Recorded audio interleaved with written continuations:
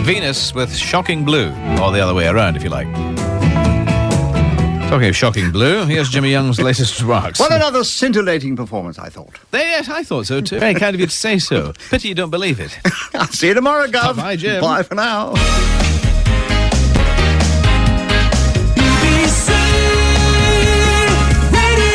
Afternoon all, and a very warm welcome to the Jimmy Young programme, where I wish you all a very, very happy new year, although in today's programme we're actually looking back at last year. The year of the Dome, the fuel tax protest, the tragic crash of the French Concorde, the Queen Mother's 100th birthday, and London's first elected mayor. I'll be playing clips from my interviews covering all those events, and indeed others as well. First of all, we'll hear the news from John Marsh. Good afternoon. And that's the BBC News, nearly 3 minutes past 12. Our next at 1. Thank you very much indeed, John. And we get underway with the Beatles. That was the Beatles and Lady Madonna. Now, 12 months ago, as you probably remember, there was a grand party at the opening of the Millennium Dome. However, not everything went to plan, and there were lots of complaints about the transport problems, which held up some people for, well, quite a few hours, if the truth be known. So, on this programme, I asked Millennium Commissioner and columnist for the Times, Simon Jenkins, how he thought it went. I think, on the whole, it went all right. But I was enraged by the police closing off the bridges. I do think, on occasions, you need to have a post-mortem on certain aspects of it. But I have to say, I think it was a terrific night. Most people who I've spoken to who were there had a difficult time getting home. Memory of it will not be of the time getting home. Their memory of it will be of the best firework display in the world. Well, now, obviously, just staying with the Stratford Tube for the moment, obviously the people stuck there wouldn't have been best pleased. But do you think, would the delay have been quite so high profile had there not been so many VIPs involved, and I mentioned one of them just now? Well, there was a certain grim amusement, I may say, among those people at the Dome, having had sneering comments and total opposition to this project from the start, then having had a lot of people pleading for tickets, and then having them discover that a bomb warning leads to them being held up at an underground station. Well, now, what about the atmosphere, in the Dome itself? Tell us about that. I thought it was extraordinary. I thought it was absolutely amazing. It was a remarkable performance. They tried to cater to every taste, which clearly is easy to criticise as catering to none. But certainly from the moment that we all sat down, it was a sensational show. I think Mark Fisher and Peter Gabriel pulled off a real coup. If you look at the video of it, for those people who were there or weren't there, it was an astonishing show, and particularly what happened after midnight when the Notting Hill Carnival, set to Gabriel's music, sort of burst on stage. It was the most colourful thing I've ever seen in my life, and the aerial ballet was magnificent.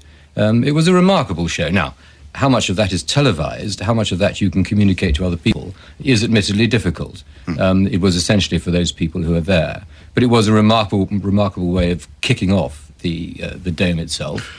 And I think it played its part in what was apparently, by all accounts, the best Millennium celebration in the world. Well, in today's Telegraph, Princess Diana's brother, Charles Spencer, he refers to, quote, the Dome saga, as he says, something peculiarly British, like the amiable bumbling of an Ealing comedy. But he says, big thrills were in very short supply in the inside, in other words. And what he thinks ought to happen is, he thinks a state-of-the-art fun fair ought to be built outside of it. What do you think of that? Well, the most peculiarly British thing about the Millennium is the peculiarly British way in which my profession and yours, Jim, make a living out of criticising it. It is the easiest thing to go around the Dome, which I've been doing for some time now. Anybody can go to anything that's trying to cater for the mass of the people and say, this is not for me. That's no problem.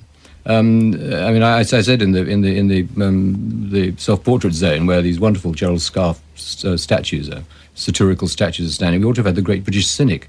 But at the end of it, I think you do have to ask people, would they rather have simply stayed at home and sit in front of the television? Would they rather not go to the Dome? Would they rather sneer? I think most people would say, no, actually, I'm rather glad I went, or I'm glad we did something spectacular that night. That's Aretha Franklin, I Say a Little Prayer, taking us on, incidentally, to exactly 12 minutes past 12 o'clock.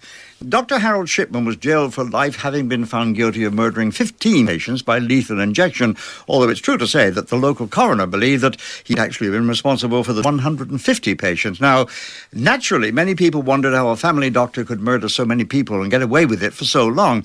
And that was the question that I put to the Liberal Democrat MP for Oxford Western Abingdon, who is himself a doctor, Evan Harris. Because he was a family doctor. That's the most remarkable thing. That I've just come from the BMA house, where I was at a meeting of medical ethics, and there's a pall around the place, such as the feeling of revulsion and shock about the scale of this. But the point is that doctors are in a unique position. Access to people's bodies, trusted generally in society, and rightly so, but that can go too far, and responsible for clearing up after a death. It's not surprising. If someone were to ask me anyway, who would most likely be the biggest serial killer Britain ever had, it would almost certainly be someone who had access to people near the end of life anyway, and someone who could cover up so effectively. Yeah. Well, now, I mean, they obviously, it goes without saying, doctors have tremendous power. I mean, they can cure people and they can kill people.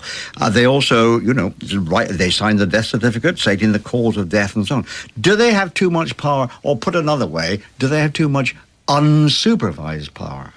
Yes, I think that we do. And I think doctors recognise that. The BMA were the first to call years ago for a revision to the whole procedure around death certificates, cremation forms. The language used on cremation certificates, that's the certificate signed by the doctor and other doctors who have to confirm what they say, is over 100 years old.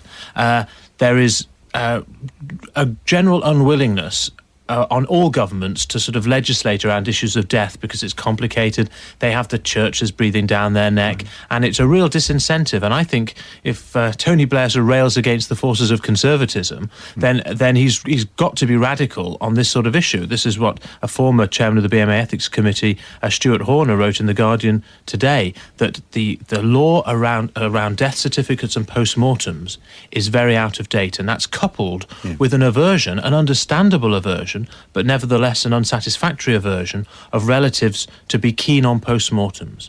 And if one post-mortem had been done in this case, or some more, then this would have been prevented. And I think there's a willingness of doctors to say, well, we better not worry the relatives with a post-mortem. She was getting on. And that's wrong.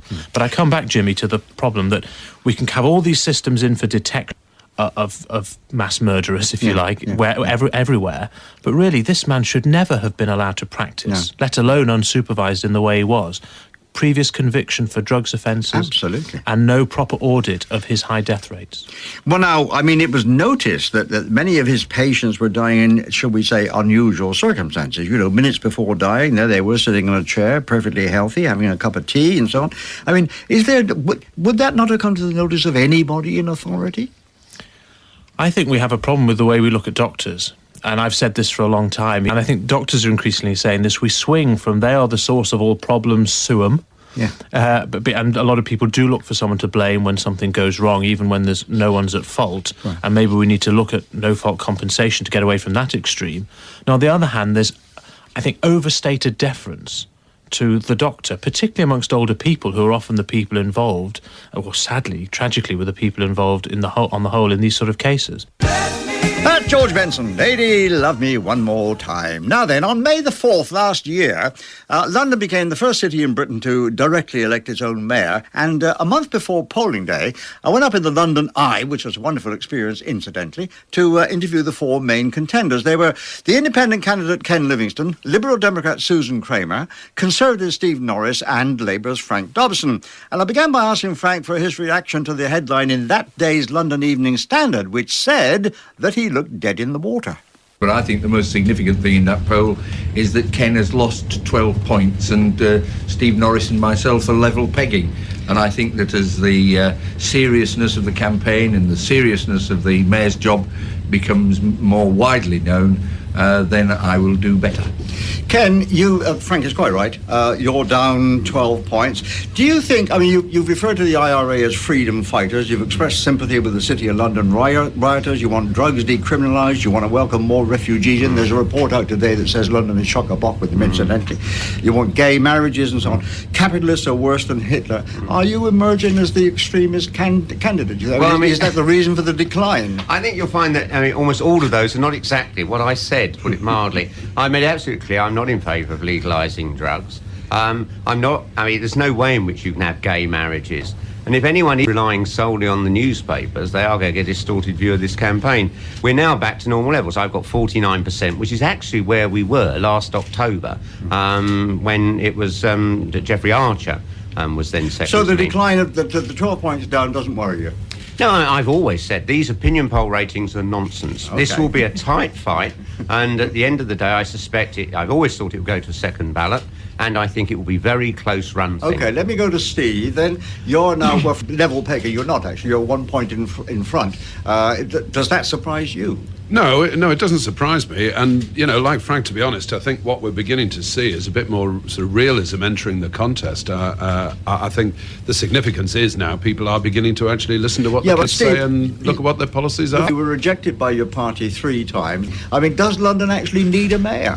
Why are you here, in other I'm words? not sure I followed the end of the sentence, but let's just put it this way. No, there's no question that London needs a mayor. London needs a voice, somebody who can actually take a proper strategic view of transport and the need to get to grips with all those desperately difficult issues around policing and security, do something about creating jobs for 250,000 people in London. No question about it. I think we've all been through the fire in terms of, our own parties and the way we've been selected, but I don't think it makes us any less candidates for it. Well, let's talk about Susan and selection then. I'm very pleased indeed. But in fact, Sue, there's been a bit of a whispering campaign about you, hasn't there? Some people have been saying that the Liberal Democrats themselves are saying that if they got a more high-profile candidate, they would in fact be doing better. I haven't heard it from the Liberal Democrats, because I've been so solidly backed by Charles Kennedy, our party leader, and people who've come out on the high streets with me, who've seen all the local party members coming out, walking down those high streets, handing out leaflets, and we've had a tremendous time. Now, what's been really exciting about our campaign, in fact, you can't put a piece of paper now between me, the official Labour candidate, and the Tory candidate. But the reason why is that, in fact, the party has been working so hard locally all across I saw a headline in the Times Leader the other day which said Susan who? Oh, well, they do things like that in the media, especially the national media, try and marginalise us. It's so much easier to have 2 parties. Let's talk a little bit about London and wealth, shall we? Go over to Ken. I mean, some economists claim, and you mentioned the money just now, that compared to the rest of Britain, London is a short change by the Chancellor to the tune of something in the order of £550 per head. I mean, given that you've no longer got the leverage of being in the Labour Party, how would you persuade the Chancellor to do something about that? Well, the Mayor's got to demonstrate the facts of the case, get on board the papers like the Evening Standard, the borough councils. What was quite interesting for all the mudslinging going on at the moment is this issue that the government's trying to make it worse, take more money away. The person who actually gave support for that was Toby Harris, who's one of the Labour candidates standing for the Assembly. Sure. And we are, literally in this appalling situation. If you're in Scotland, they get a quarter more in spending on health per head. That's why people aren't dying, because they can't get heart surgery in Scotland. And I don't see why Londoners should be treated as second-class citizens in their own country. And whoever's mayor is going to have to fight to get a better deal. The government has treated London as a goose laying golden eggs and just coining the profit. And if you continue to starve the goose, it won't lay the eggs. Most of the London Labour MPs have been arguing against this for some time now and have other people in other parties. So what is your government up to then? It isn't just that Ken has worked his act of genius and just spotted that something's changing. We think it's wrong. We're arguing against it, and I'm sure anybody who's mayor will have to argue against it. But the biggest problem, you see, is we have basically a sort of averaging approach to things, so that when you look at the average incomes in London, the average deprivation in London, you don't get the attention it deserves, and we've got to have a system that breaks it down a lot more so that the money actually goes into the areas that really need it. So, now, I must ask you one further thing, though. When you say you're against it, who then is for it? Well, there must be partly a collection of officials and academics who say, in particular, that ethnicity and race have no impact on the deprivation in London, and they certainly do. You did it yourself. Your department switched £60 million of spending from the poorest social services department in London away from London. Now, I know you fought against it, but at the end you had to go along with it because you were bound by government collective responsibility. I'm not bound by that sort of thing anymore, Ken, so I've got some advantages. But I'll tell you what, if it hadn't been for people like me, we would have lost a lot of education money. And if it hadn't been for Jack Straw and me, the famous Barnett formula that bunged so much money in Scotland would actually become the law. Sue, final word. You're just simply looking at 2 Labour MPs who frankly weren't able to convince the government then, and I don't think it means they've got any advantage in convincing the government if they were mayor. And Steve's in the same position. Didn't have much power to have that influence with a Tory government. It's going to be as a voice for London, and as mayor, I will take on that fight. Actually, at the beginning of the programme, Jim, you were asking, what is a mayor for? The reality is that what we haven't had is a voice actually speaking up for London, and with the enormous kind of moral authority that the Mayor of London's going to have, because that's what you're going to need. When the reality is there's 74 MPs for London, whatever their party, that means there's only about 550 who are not London MPs. Well, they all had their say, and of course Ken won in the end. Now, Daphne Ledward, who is Daffers to our millions of listeners, is our gardening expert, of course. I would far rather prefer gardening to sex. Oh, that's the statement of the day. Right. Just garden left. Oh, far more satisfaction out of gardening than sex. You see? It is He's left again. The thing to get you wound down and to take your mind off the day's work was to go out, put a pair of dirty old jeans on and go out in the garden. So it is a very therapeutic occupation. Yeah. But I think that's gardening. That is not covering the whole of your garden with wooden decking and slabs and putting a few minimalist pieces of moulded rubber in, which I think is the new gardening idea. I have nothing against makeover shows because I think they're great fun, and I've got a garden now which is 20 years old. There wasn't much in it when I went, and I've evolved it over 20 years. And it is a totally different garden from what it was 20 years ago. And it was quite satisfactory 20 years ago. But it is a jolly nice garden now, although I says it myself. Yeah. And that is because it's 20 years old. It's not because I wanted it done quickly and I put the bare bones down in probably about 3 months 20 years ago. Quite. OK, further to your comment that you prefer gardening to sex, Paul Carr-Griffin, he just emailed us, actually. He emailed us from Anglesey. He said, I can only assume that the instructor who Daphne had when she was learning her gardening must have been exceptional. Now, listen, we got Was he? I'll tell you what.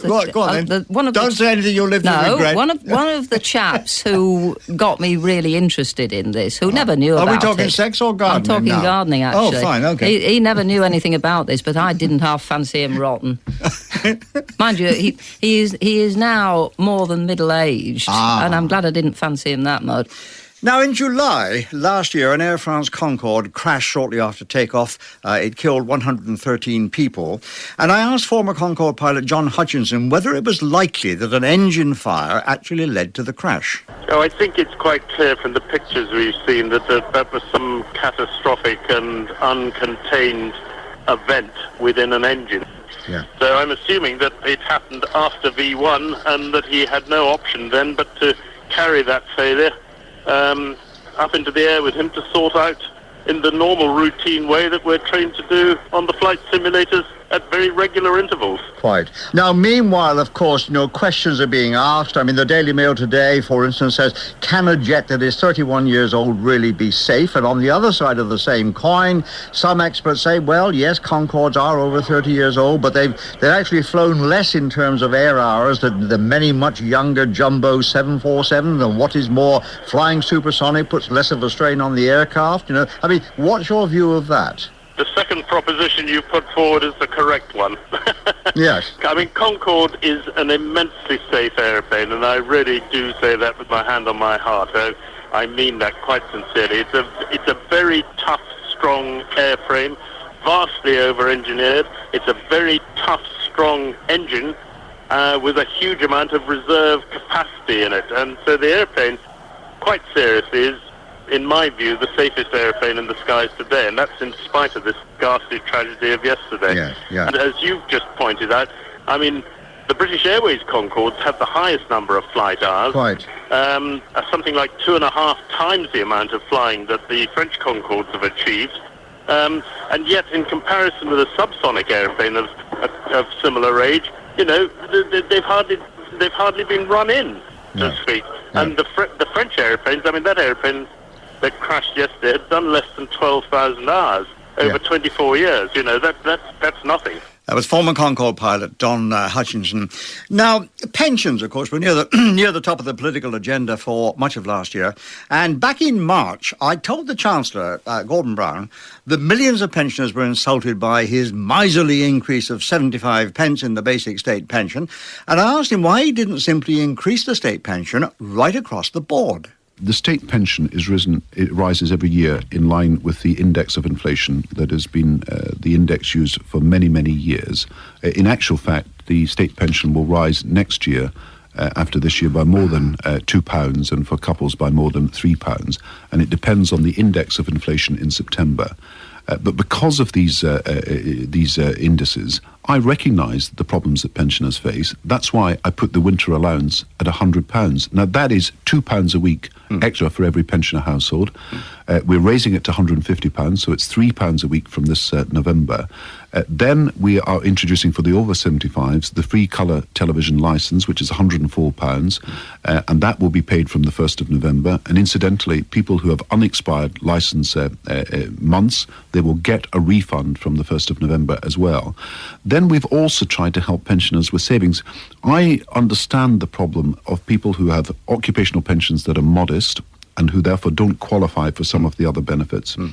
Then there are people who've got savings that they rightly have been hard won and hard gained, and I understand the problem because that also has disqualified people in the past from the help that they should have. We spoke to Frank Field this morning. Well, he said that 800,000 pensioners don't claim the extra income support to bring them up to £82 a week. So you're not actually getting the money to the poorest pensioners. It goes from 68. Well, there's 1.5 million pensioners who benefit from this, and incidentally, since 1997, that group of pensioners will have been, with all the different things I've announced there, £20 a week better off by next April. So we have made a difference, and we are taking thousands of pensioners out of poverty as a result of that.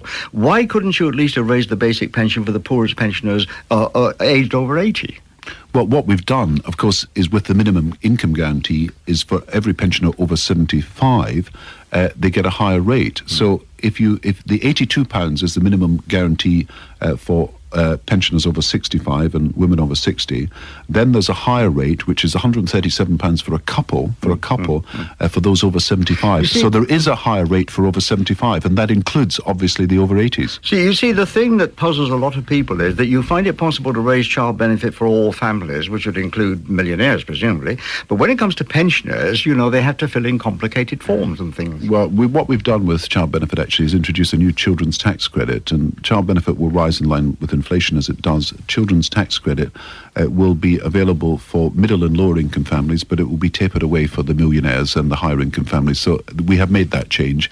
I think as far as the elderly are concerned, what we want to do with the changes that we're looking at is, as I say, help not just those people who have been in poverty and lift them out of poverty, but help those people who are poor because of modest occupational pensions that deprive them of the other benefits that ought to be available. Now, I want as much to be automatic and guaranteed as possible, and I don't want people to have to scrimp around for this benefit or that. I want to help people get these things automatically. You could, of course, have done that very easily by just raising the basic pension rate. Well, the equivalent of doing that is paying a winter allowance of £100 rising to £150. Now, that is an additional £3 a week that was not available under the Conservatives. That was not available because we introduced it. Well, now, a couple of months after that interview, Baroness Chancellor Blackburn came into the studio. So I took the opportunity to ask her about pensions because, as you will well know, it's an issue over which she's done battle for many years. I fought the government tooth and nail ever since we got into office, 1997. Yep. And I've got a platform in the law, so I can move things, I can ask questions, and by heavens, I do. I know you do. And so, and I get floods of letters from pensioners giving most interesting insight into their problems. Now, the government's crass mistake was to abolish that link between the basic state pension and the movement of earnings, average earnings. I introduced it in a Labour government in 74, and I introduced a second state pension under SERPs. But last time the Chancellor was in here, Barbara, I pushed him quite hard. I didn't get anywhere, but I pushed him quite hard as to why he didn't do that. Why add bits on here and bits on there that people have got to claim? Why didn't he do the straightforward thing and raise the basic pension? Now, I mean, what did you say? Nothing.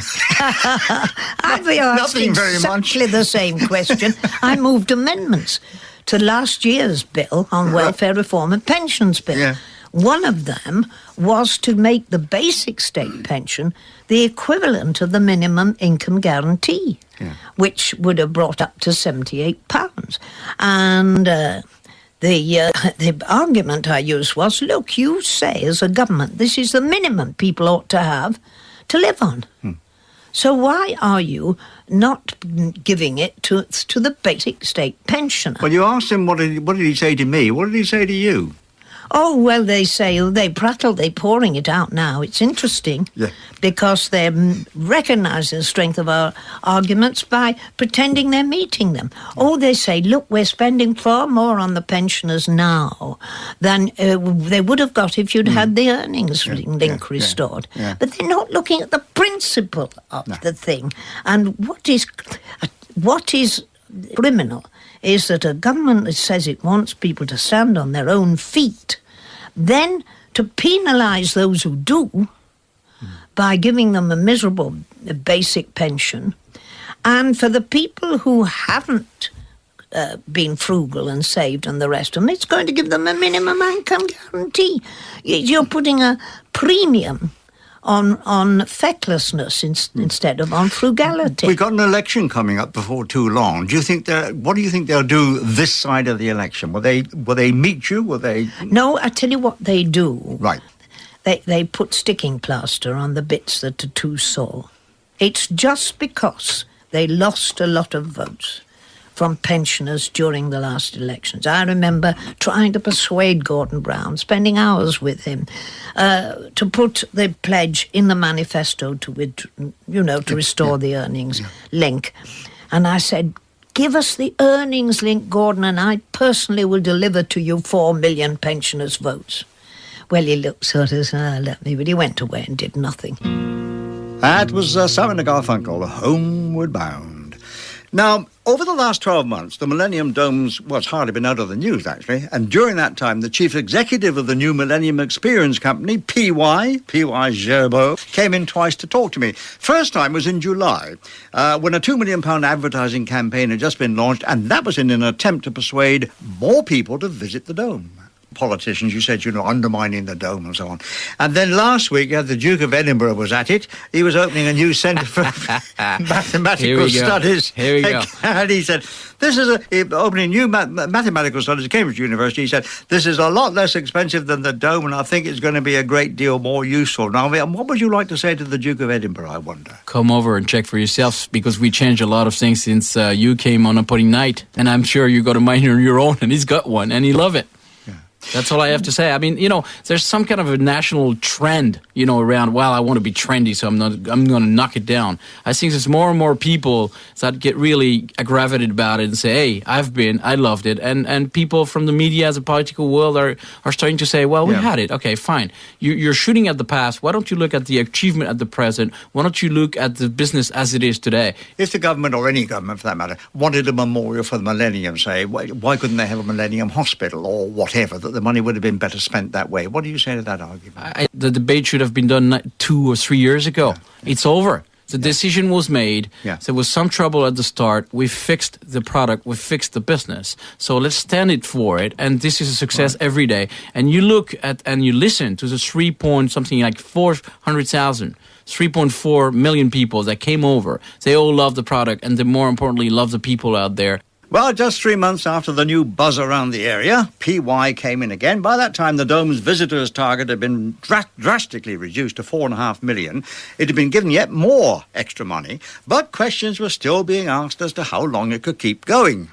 Are you going to last till December the 31st without another injection of money, or are you going to be back for some more? Jimmy, be on my side for a change, I am on your side. We've said that. And I mean, as I said before, we are covering our costs, and we're really doing the business, running the business properly, as it should have been done from day one. It's just, I think there's enough story around financials. There's enough story about, derelict side. There's enough story about pollution. Why don't we talk about the stories of this is the best attraction in UK? Do you think? I mean, some people are saying that Lord Faulkner might be sacked in the next reshuffle, even though he's a close friend of the Prime Minister. I mean, Charlie Faulkner pretty well. Do you think he's going to go? I know my political expertise has been very steep this year, but I have nothing to say. He's been a shareholder. He's a good shareholder, and I'm going along pretty well with the gentleman. So the whole issue is not having a government getting involved in private business. This is a whole issue. Nothing to do with Charlie, I think.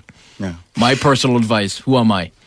Now then, coming on to you. Here we go. No, it's good. Did you see the sun this weekend? I am the fourth most useless and portless person in Great Britain.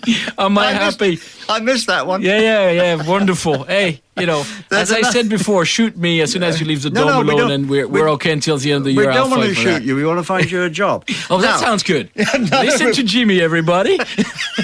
Another report says you're trying to organise a consortium and you're going to raise £100 million to buy the dome. But are you going to find people willing to throw £100 million of good money after all the bad money that's gone in already? My whole point doing this is I believe, and there's people believing, as I am, that there is a very good, sustainable, viable business for long-term vision for the dome as a visitor attraction. And we've proved that in the last 8 months. I think it's very, very big waste to not go on with it. I'm going to cheer you up now. Oh, sounds good. Audrey's just phoned us from Bedfordshire. I've been to the Dome. It's fantastic. I think it's very sad it's had such a bad press throughout its existence, and I shall miss it when it goes. David Doherty phoned from Basildon. Went to the Dome on Sunday. I'd been put off from going because of the bad press, photographs half empty, and I feel very angry. It was the best show I've ever seen. Exhibits blew my mind. Country is depriving itself of something to be proud of. James Miller from Harlow. Will you please inform PY? I visited the Dome with a friend last Sunday. Excellent day. Variety of contents, informative and entertaining, and in our opinion should appeal to all age ranges, and anybody who knocks it in my hearing without having visited will be treated to my now biased in favour views on the subject. What about that then? Sounds good. I want to thank my whole family to have called. Time to break for the news, after which we'll be back with more interviews from last year, beginning with William Hague, then the fuel protest, then the Queen Mother's 100th birthday parade. First are the news on 88 to 91 FM, Radio 2 from the BBC.